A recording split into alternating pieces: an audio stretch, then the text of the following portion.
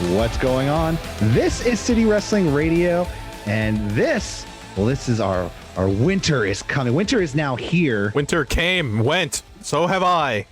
Winter came, left, and left a big old mess all over the place. AEW Dynamite this week. Winter is here special. We just watched it. I'm your host. I'm Corey Smith, and through this wall over here is my co-host, returning to the City Wrestling Radio universe, Mr. Michael Vergara. Yes, it is I.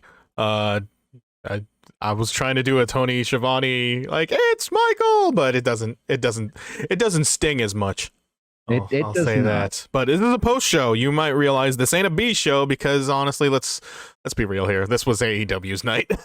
So yeah, it was AEW's night.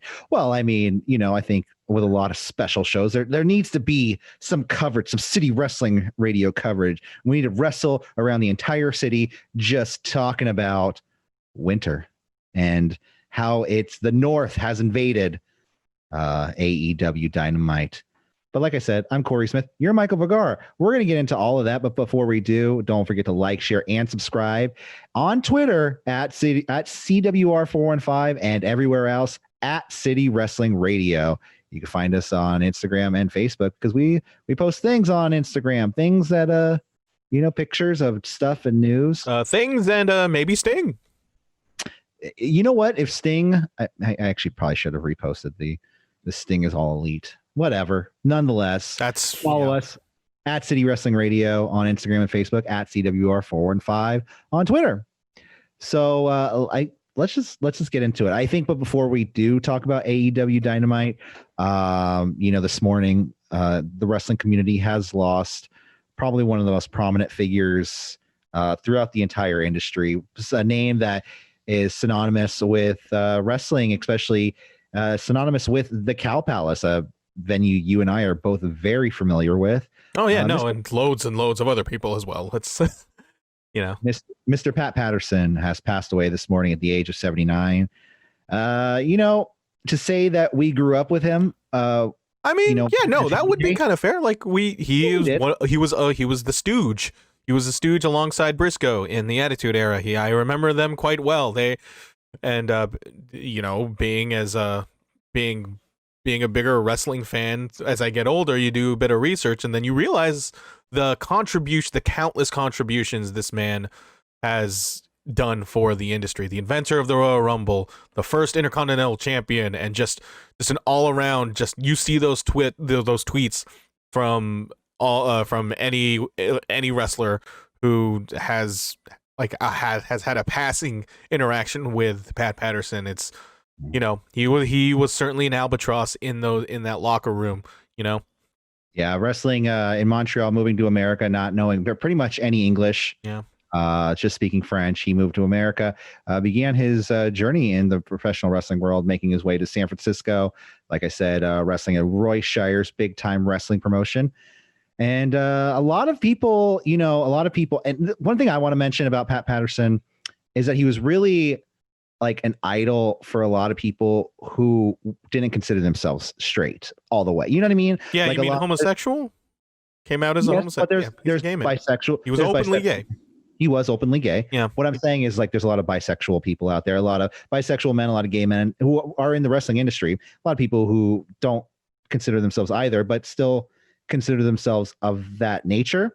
You know what I'm saying? Who looked up to Pat Patterson because he was an openly gay man in the wrestling industry. And if there's a clip circulating around the reality show from the WWE network, Legends House, which, oh man, is kind of hard to go back to now, considering who else is on that clip now with Howard Finkel and Roddy Piper, where he just Pat Patterson let it all out. He said, "I'm a gay man who fucking survived," and that's it is very much an example of a good example of professional wrestling welcoming with open arms. Like, you can definitely, I mean, granted, you can count the amount of that with your hands, but that is one example where there was indeed tolerance amongst the locker room, and maybe that's what it says about Pat Patterson as a person in general. I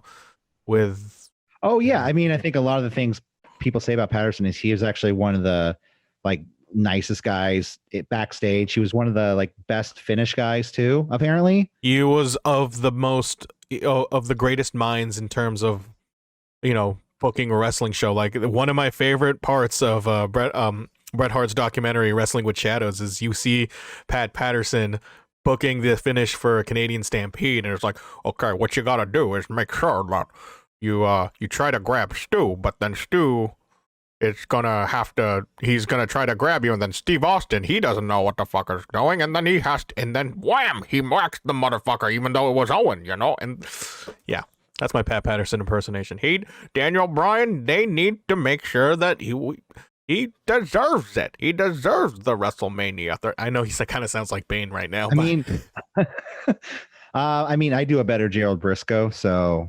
You're Gerald Briscoe in that one video was amazing. Well, yeah. Hunter Hearst Hemsley. I remember that was that's one of the shows that Capital Carnage, right? Yeah. Oh, Capital Carnage is this week. Actually, this 22 years ago, coming this Sunday. That's the England show, right?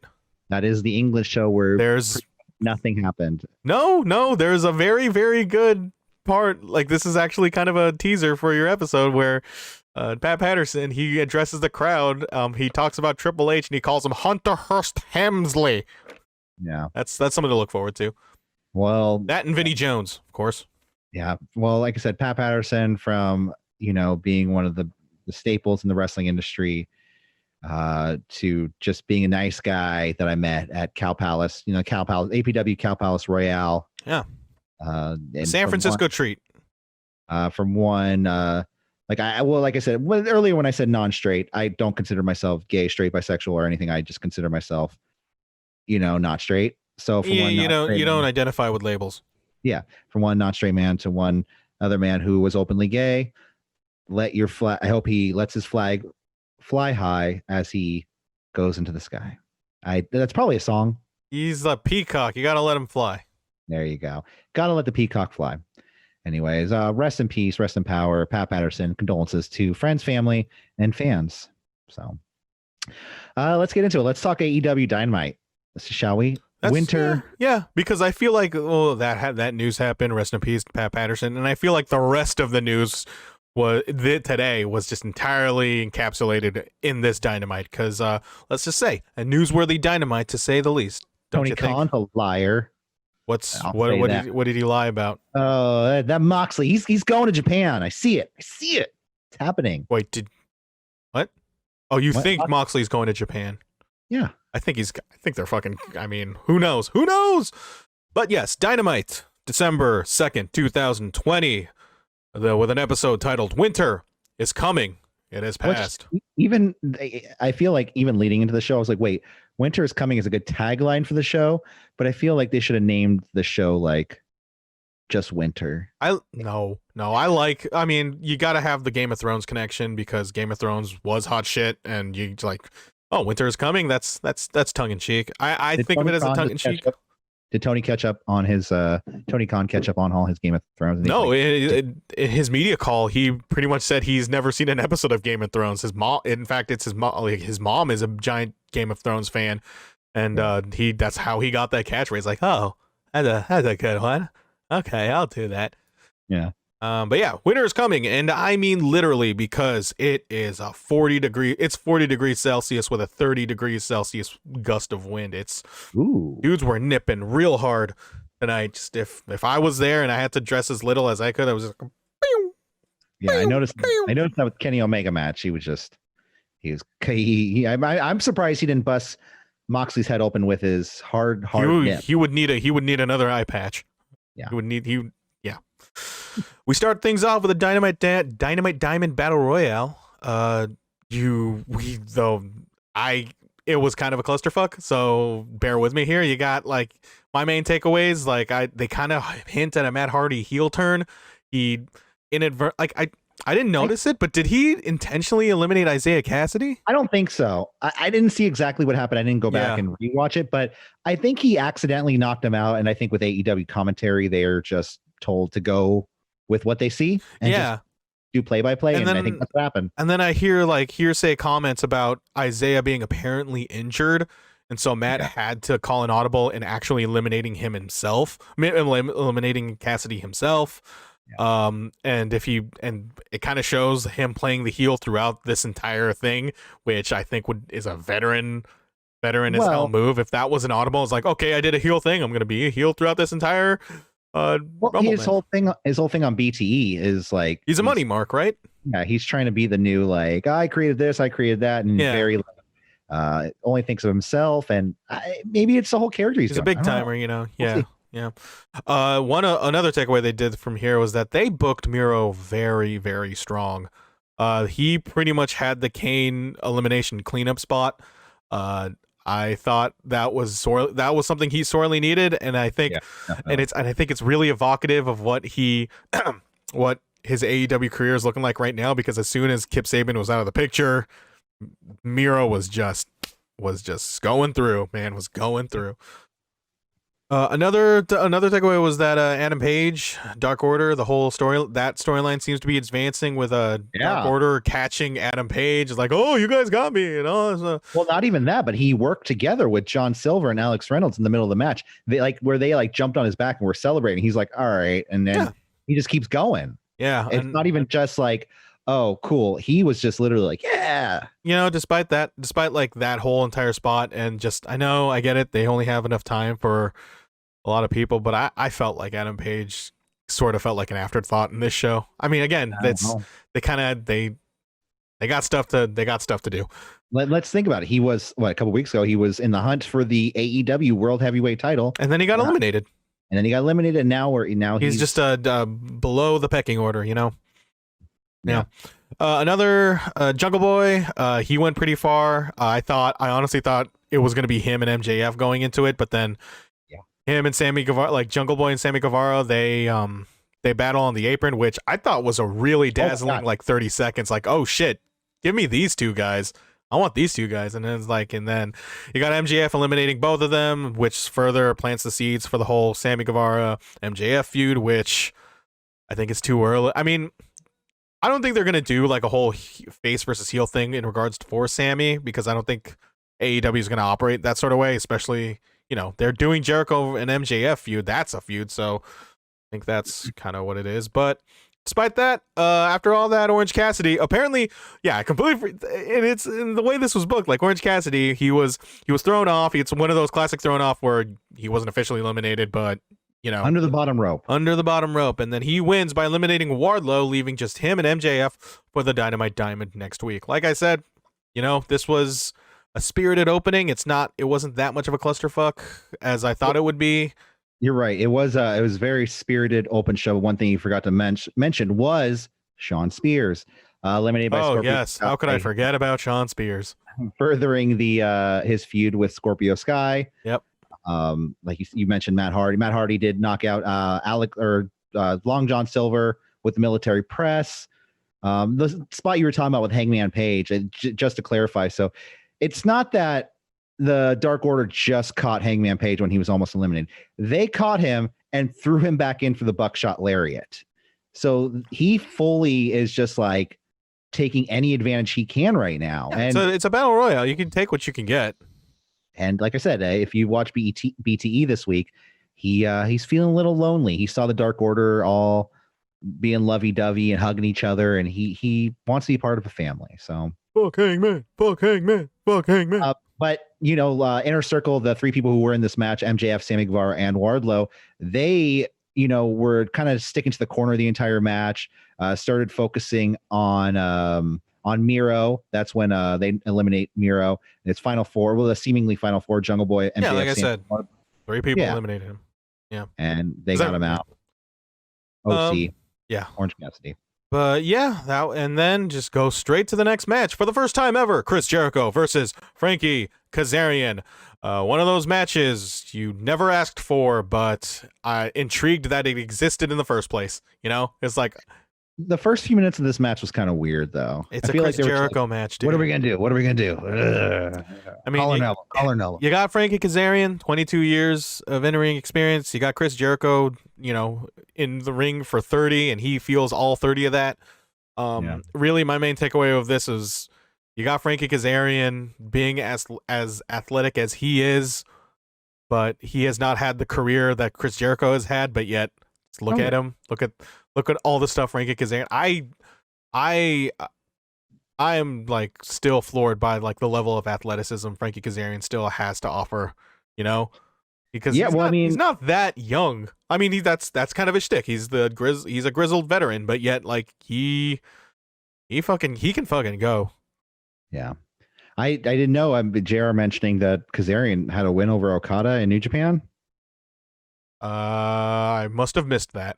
Maybe Ring of Honor or something. I don't know. Yeah. I just heard that mentioned. Or I think maybe in TNA. Maybe when Okada was there as Okado.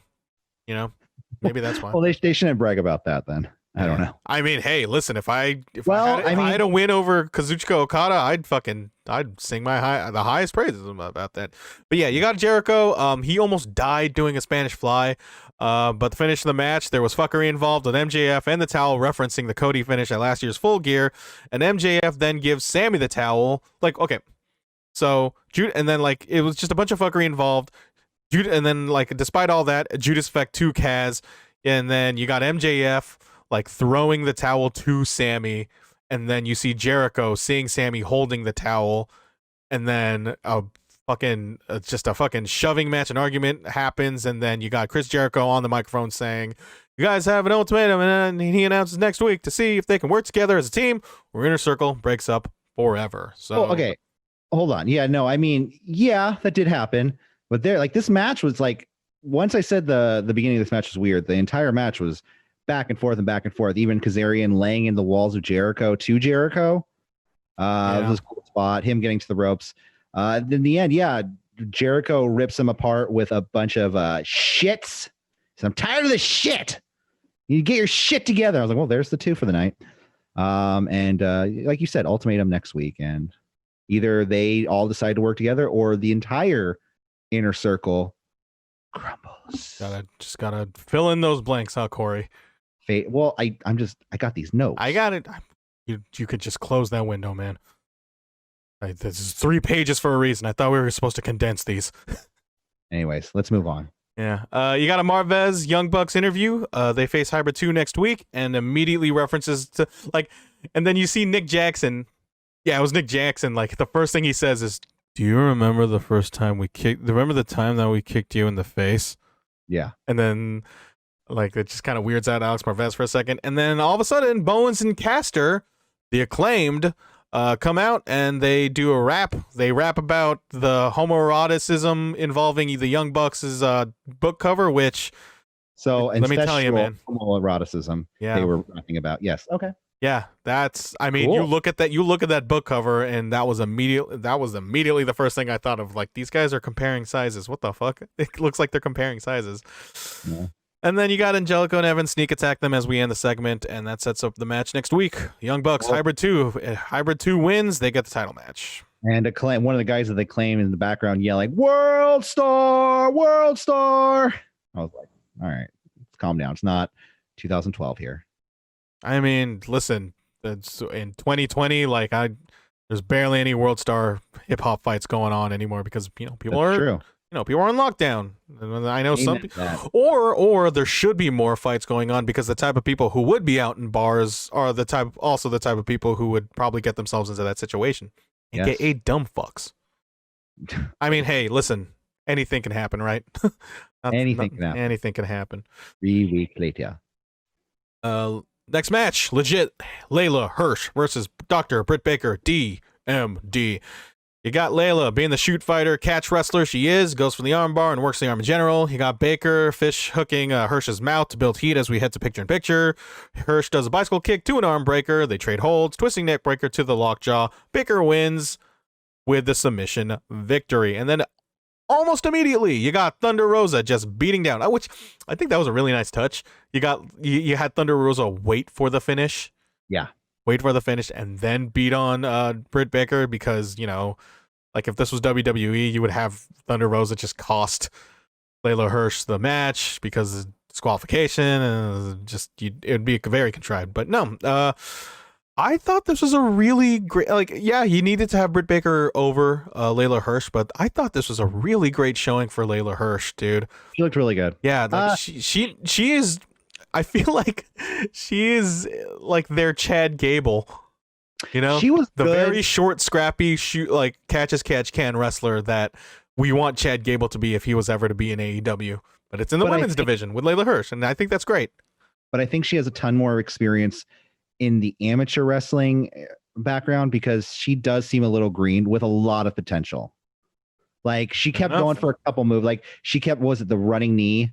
She kept going for a running knee and then like the German suplex. So like I was a little like, okay, it was a lot of the same thing, but she did everything she did. She looked really good. I will say that.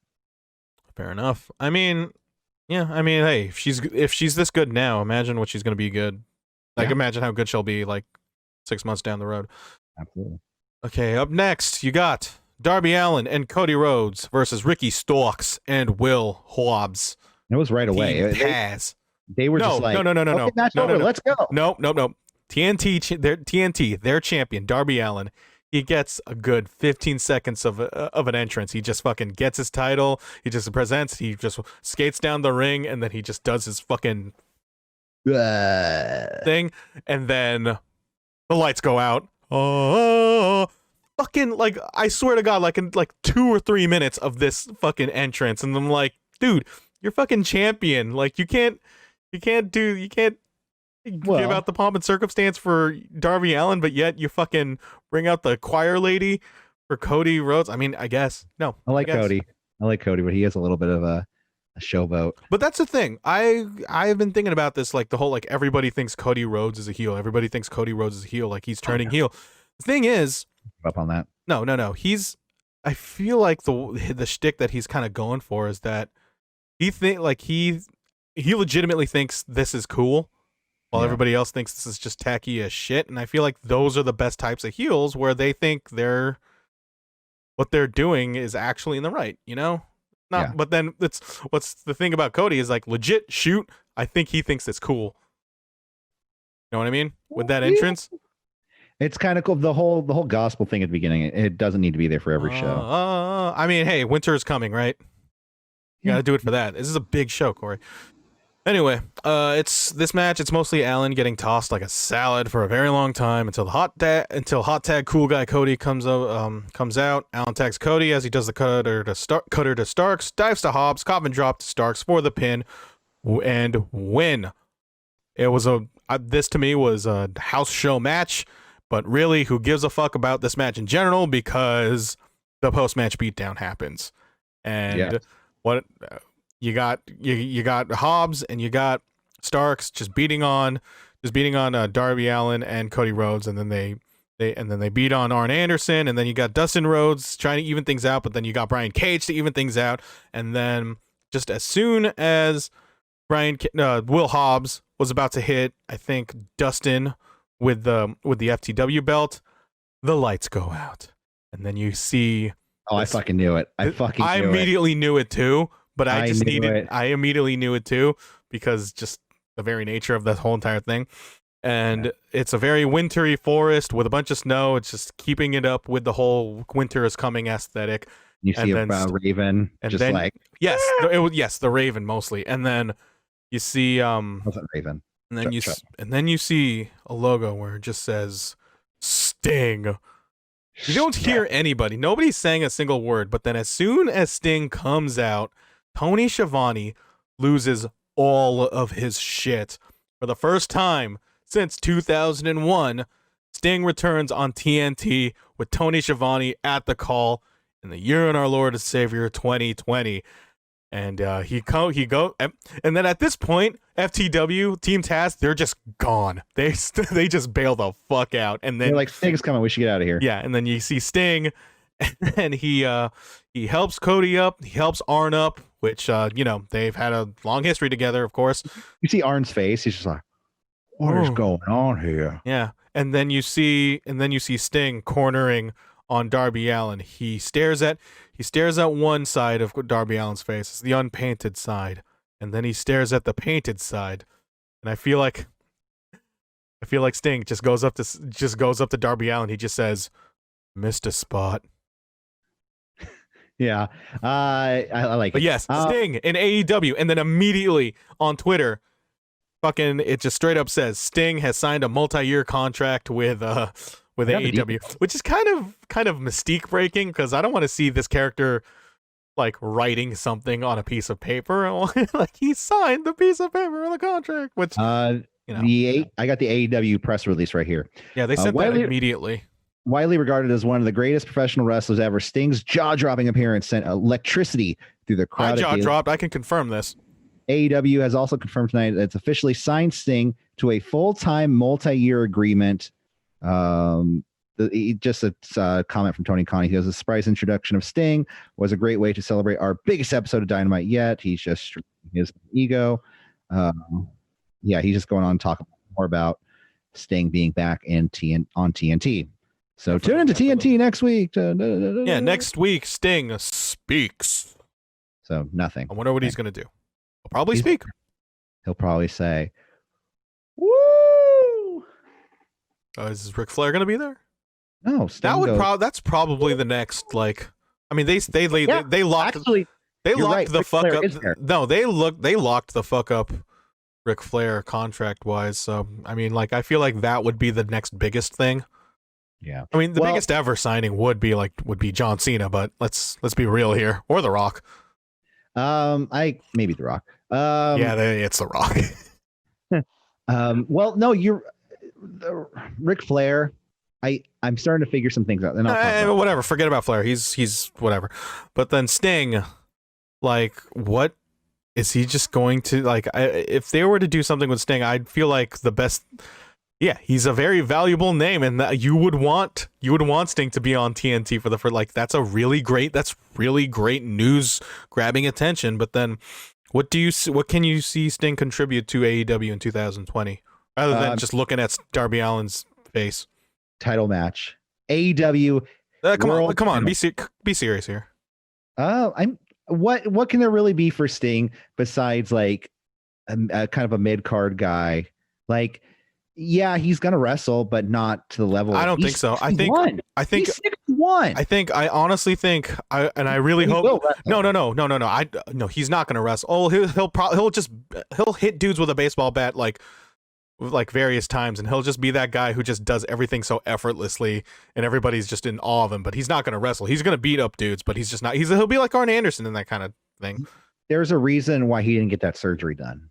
He had he was supposed to have that back surgery, and they said if he got the back surgery, or it was a neck surgery, was it back or motherfucker? Neck? His spine it was internal decapitation off that buckle bomb. Seth Rollins, he's very dangerous, No, I know, but there's a reason why he didn't have that surgery. He's not gonna wrestle, dude. They said if you have the surgery, you can never wrestle again, and he wanted to wait. He said, "Okay, well then I want to wait it out and see how he's going to wrestle." No. Okay. No, we're not even going to bet unless he's on commentary. Here's what they should do to Sting. He should just be a completely silent manager in Darby Allin's student films. He'll just be a presence. He'll just be Darby's dad. Basically. There. He's just like it was clearly hinted of the alliance. That's why he was there. That's why he was staring at him. Comes out with sandwiches. He brings Darby his pet turtle. Like, there's a reason why Darby Allin is up in the nosebleeds, like staring at those matches. So no, I understand that. Like Arn Anderson. Cody's got Arn Anderson, and Cody's got Arn Anderson, and Sting has Darby Allin has Sting. Like that is the only thing that I can really muster. If he is a manager, this is a complete. I don't know why they did this then. What? Then why? No, why? Why? Because motherfucker, it got my brother to tune into AEW, right? Like, he's kind of a lapsed wrestling fan, and he wanted to see what the fuck, like, oh shit, Sting, and now he's speaking, and like all this other stuff. Like, no sane person would ever actually want to watch Sting wrestle in 2020. I didn't say I want to watch him wrestle. I'm saying he is going to wrestle, though. No, it's not going to happen, dude. Okay, we'll see. We'll see what happens. Okay, and then following that, got Shida interview with Marvez in the back. She hears a light tap, and then she said, can we do this later? And then she just says like, we're live. Like, I feel like this was a rib, like this was a Sid Vicious rib. You know, that whole that part where Sid Vicious was being interviewed by Jim Ross, where he says, let's try that again. Oh, we're live, pal. Like, I feel like this was Shida's own version of that. Like, can we do this later? It's like, no, we're live. And so she just leaves the interview being really scared because Abaddon is an ex. Yeah. No, because he said, how do you feel about Abaddon? Are you afraid of Abaddon? She goes, no, Abaddon's just doing cosplay. She goes, I do cosplay. I'm not afraid of that. He goes, oh, okay, well, can we? And we hear a pipe fall. She goes, oh my God, can we start this over? And he goes, no, we're live, like you said. And she goes, I gotta go. That is not your AEW Women's Champion. You know, the scared babyface, which, hey, listen, it worked well for Seth Rollins when he was feuding with The Fiend, right? Probably worked for Shida and Abaddon, right? Well, Abaddon is, I think, you know... I don't care how fucking terrifying Abaddon is. I think it's a cardinal sin to have your baby faces be scared of the opponents they face, all right?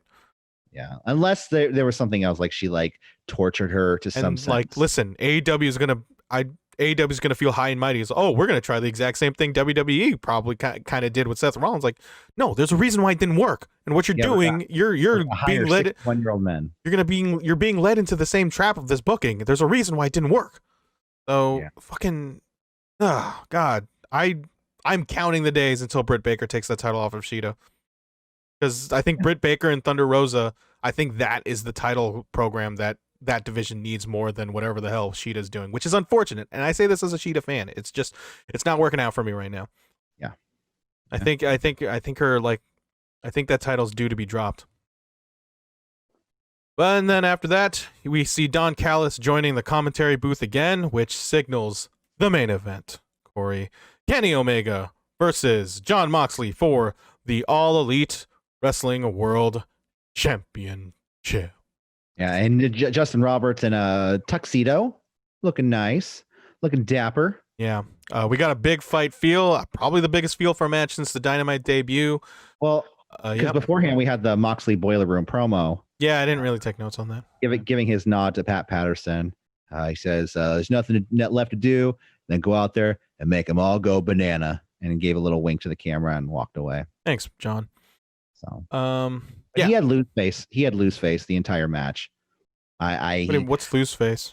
Moxley, when he came out to the ring, he didn't seem like his full energetic, what's up? I'm going to go out there and I'm a wrestler. It was more of like all right, I'm going to go out there and I got to do the job. And yep. So that's just what it seemed like to me when I was watching it. I didn't feel that way. I think it was just him just being real stoic, like Masawa. No. Exactly. Yeah. He's not Masawa. Yeah. What's your favorite Masawa match? Oh man, there's so many. I can't even get into it. There's so much time. We have to talk about this main event, dude. Let's go. Come on. Feeling out process, chops to Mox. You like Masawa? Name every Masawa match. Feeling out process, chops to Mox. They spill over to the outside as we go into picture-in-picture. You have Paul Turner with red shoes level leniency with the count out as they were just brawling outside. Hey, come on. It's a playoff rules. Am I right? Playoff rules. Oh, and then during the picture-in-picture, Omega just all of a sudden, as soon as it comes back, Omega just times a Terminator tope so fucking perfectly. Like how you couldn't just like it was amazing. It's not like the most amazing spot ever, but considering as somebody who's done a couple of television production work, that is not easy. That is not an easy thing to time at all. Moxley gets the paradigm shift, but he doesn't pin. He gets mad. And the commentary kind of points out, like, why doesn't he pin him? And then Moxley, he gets out chairs to the ring to booze, I might add. And I thought, like, oh shit, is Moxley going to turn heel? But no, he sets up the two chairs and he sits down on one of the chairs and makes Omega sit on the other chair. And they just fucking trade. Like they said, like the commentary said, it was a freaking hockey fight. They were just trading closed fists.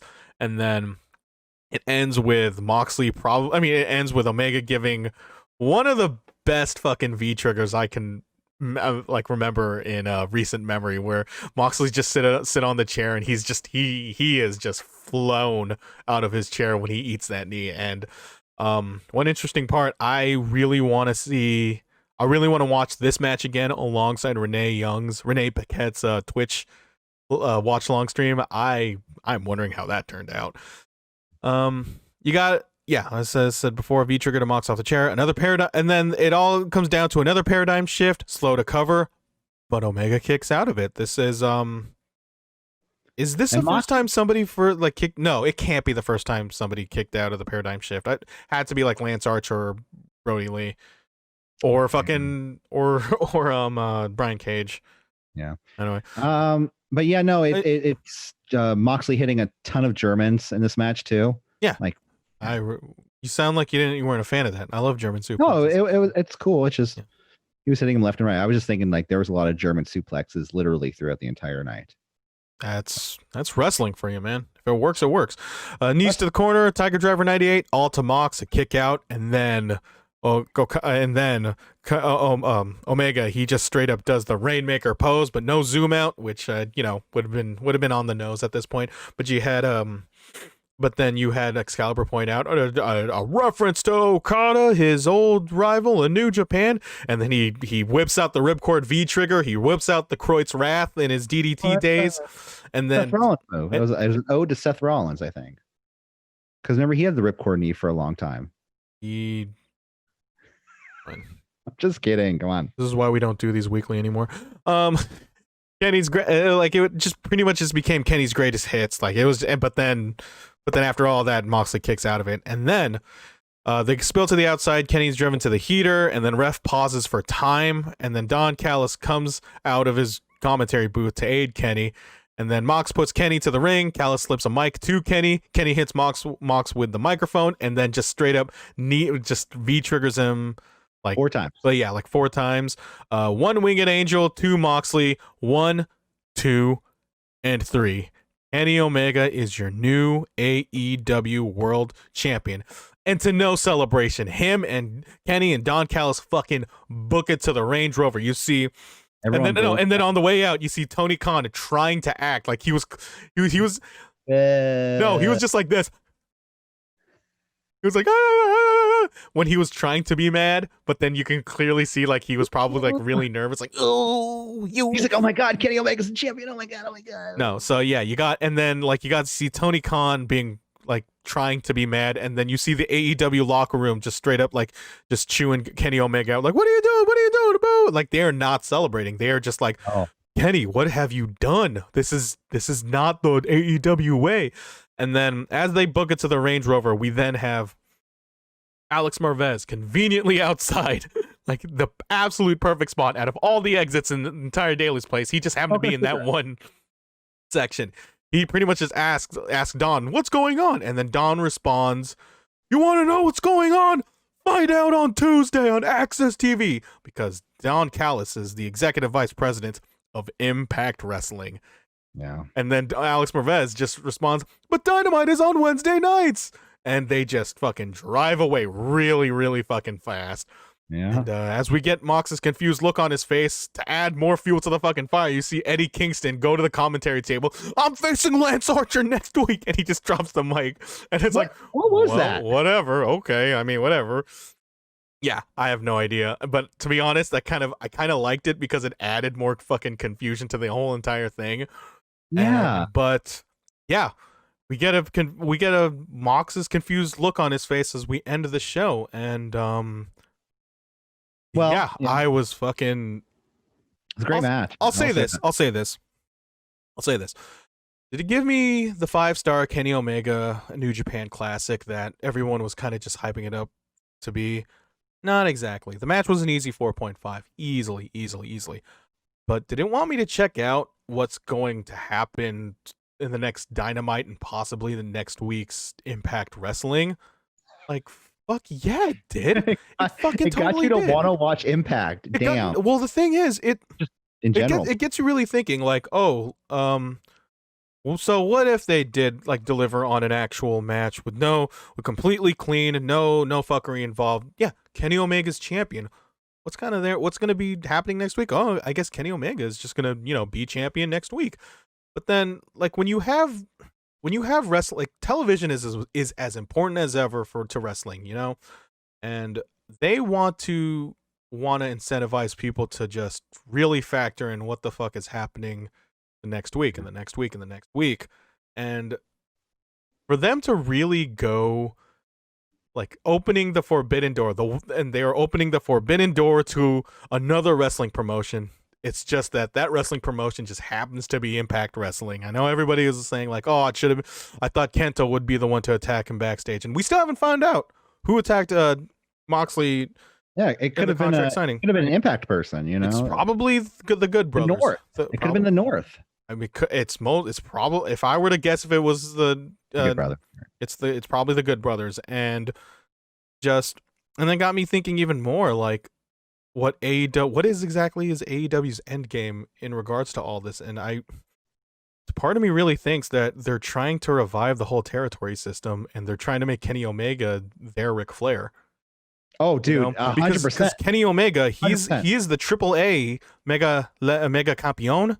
He's the AEW World Champion. By God, he's probably gonna fucking need Rich Swann in the face and become the Impact Champion. And it's really interesting to see. Like, I feel like this is in response to the pandemic, because like they're really, Tony Khan and AEW is really gonna try to see if this one wrestling promotion is gonna be more than the sum of its parts. Like, it's, they're taking on, they're really trying to do this whole wrestling as a whole kind of thing, and not just like, oh, not only AEW, but we're gonna introduce people to other promotions. Like, they have that they have that partnership to NWA. They have that. They're clearly doing something with Impact. They're clearly they have talent going to indie shows and all this other stuff. And it's weird. It's weird. AEW, I don't know if we've ever talked about this, but AEW being that common ground where a New Japan wrestler can face an Impact person, can face an NWA They want AEW to be NWA, even though there's a real life NWA going on right now.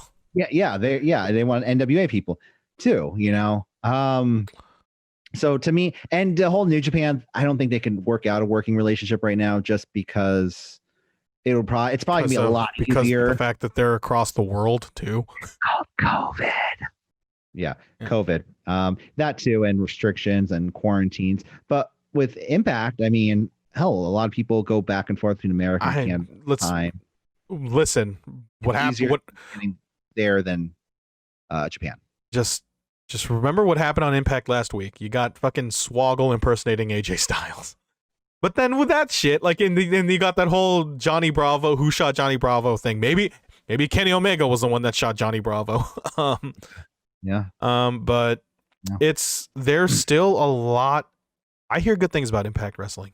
As much as I don't talk about it at all, there's some actual good, like you said, the North, Dax Harwood just tweeted out the North, and then you got they're like, hey, if we're gonna do this, can we get that match going? And you can arguably say that the knockouts, you can arguably say that the knockouts division is better than the AEW's women's division. A lot of people have been saying that. Deonna Purrazzo was the champion there. Yeah, Deonna Purrazzo was the champion. Su Yung there. You have well, I mean, she's been there for a while, and she's pretty competent. You got Kira Hogan. You got who else? I mean, it's a shame that Kylie Ray. Taya Valkyrie. Yeah, you have Taya Valkyrie. Like, it's a shame what happened with Kylie Ray, and we hope she finds light in wherever she can find it. But that knockouts division is like, it really makes me wonder, how far of a reach is this going to be? Is it just going to be Kenny Omega on Impact, or is this going to be Kenny Omega in the knockouts division? What? No, on Impact. No. You got the whole natural connection with Sami Callihan and Moxley. They're both hardcore wrestlers from Cincinnati, or Ohio at least. I don't really know where Sami Callihan. What did they call Moxley when he came down to the ring? It was something in reference to Cincinnati, like he's like the fist from. They called him the Bengal. I don't know. the fist from the mist out of East Cincinnati. Yeah. But no, like you mentioned Kenny Omega reference, or kind of reminding you of Ric Flair, and it all pieced together tonight. Like these promos that he's been doing in the Sting coming back. Last week he did that he has that like super permed hair, the suit promo, and every time he gets an entrance, they're booking him out of how many miles away from North Carolina. I mean, what's in North Carolina? Charlotte, North Carolina. Charlotte Flair's All Elite. Great, got it. No, Flair. You know I'm talking. I know. It's yeah. And the whole thing. Yeah. Winter is coming. If you think about Game of Thrones, the Wall, north of the Wall, what's north of Canada, Impact Wrestling, they're coming down. They are the White Walkers. Even though they film in Orlando. Do they film in Orlando? I think so. No, I thought that was a long time ago. I thought they stopped doing that. No, either that big ass Globe and Universal Studios, they still that's the home of the Impact Wrestling Zone, right? I just realized right now too. What? Kenny Omega's the AEW champion, Finn Balor's the NXT champion, the Good Brothers are the Impact Wrestling Tag Team champions, and the Bucks are the AEW Tag Team champions. It's looking real good on here. What if AJ Styles wins at TLC? He could, and to me, honestly, like. I don't know. I forgot what I was going to say. Anyways. Yeah. Oh, NXT happened. Yeah. Kenny Omega and the Bucks. They're champions at the same time. I think Kenny Omega is completely in his own world right now. I mean, yeah, he is. I feel like right now, I think they're just going to be separated from that point. But again, I'm curious about the end game of this. And I feel like that's mission accomplished, Dynamite. Like, what the fuck are you guys doing? This is insane. Nobody's like, if you were to tell me that Impact Wrestling would partner up with AEW in 2020 and you have Sting back to AEW in 2020, it's weird. And I kind of like it. Sting was like well known for being an Impact too. Yeah. So and like people would be like, oh no, I want this pure. I hated this convoluted finish. And hey, it's fair to say that this finish was completely convoluted. Like did Don Cal? It was a little WWE like. Oh, very much so. Like people wanted 2017 New Japan Kenny Omega, but if they wanted to turn him heel, fuck man, this is a way to turn him heel. Yeah, without turning him complete. It's like this more. No, he's dude. No, don't Dave Meltzer this thing. He is a heel, dude. He is a heel, but I'm saying there is different levels to heels. There is, of course, the Eddie Kingston heel where he's very proud of himself. But he's still kind of a swear this on my mother. And then there was people like, let's just say like, oh fuck, I'm blanking right now. Who's like the ultimate heel right now? That you could think Rick Rude wearing Miss Elizabeth on his tights. Disgusting. Like that's disgusting. Just he's just being an asshole. And Ric Flair was a heel, but he was just very full of himself. Yeah. And he believed in himself, and he never tried to. Yeah, I don't know. Dirty's playing the game. Apparently, a top NXT superstar got COVID. Oh, a person in my building at work got COVID. Oh, good. On the 4th and 5th floor. Great. I mean, what floor are you? 3rd. So you're just right between. It's a COVID sandwich. No. I'm under them. Anyways. Oh boy. Fuck man. All right. We'll see you next time on Review and Impact. Our weekly Impact. Yeah. Well, it was a good show. Yeah, I honestly, this was. I mean, they said this was the biggest Dynamite. They didn't lie, man. This was a one for the ages. Whether like that's the thing. If you wanted actual good, like if you wanted like 5-star wrestling of the Meltzer variety, you didn't get that. But what you did get was completely intriguing television, and really is at the end of the day, isn't that what it really matters to? Yeah. No. It was as they said, good shit. Yeah, I liked it a lot. You should. I recommend it, even though we kind of just described this entire show to you, listener. You go out of your way to watch this one. Go rewatch it, yeah. Apparently, wait, Shotzi Blackheart won? So the babyface advantage to NXT. Oh God. Yeah, because the heel guys had the advantage. That's why Pat McAfee's team. So the faces are going to have the advantage. That one. The faces never get the advantage in War. I don't give a shit. Well, whatever, man. Yeah, I'm sure NXT was okay. Time for everything in the world of wrestling. There is. My head hurts. All right. Well, let's get out of here before it explodes. Guys at home, don't forget to like, share, and guys subscribe. And girls and non-binaries. Yeah, everyone. Check us out on social media at City Wrestling Radio on Twitter, or not on Twitter, but on Instagram and Facebook at CWR415 on Twitter. We will see you later. Have a wonderful evening. We'll see you in the next one. We'll see you when we see you. Not Goodbye. Promising anything. No, we never promise. unless you want to watch Retro Sunday Night Heat with me and Jose Oseguera each week. Check us out on YouTube, SoundCloud.com, Apple Podcast, or Google, Stitcher, CastBox, or wherever you want to go.